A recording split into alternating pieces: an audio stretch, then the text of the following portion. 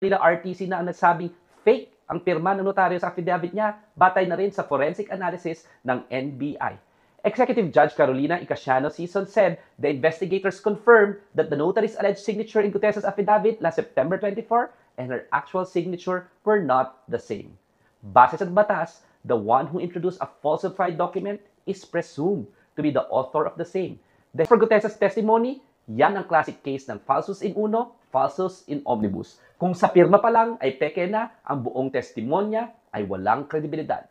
The Senate wasted our time and taxpayers' money to introduce a witness meant to create noise to muddle the truth.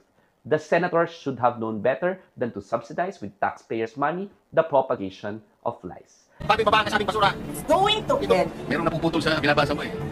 Huwag kang magmadali. Huwag kang magmadali. Ulitin mo yung paragraph 20.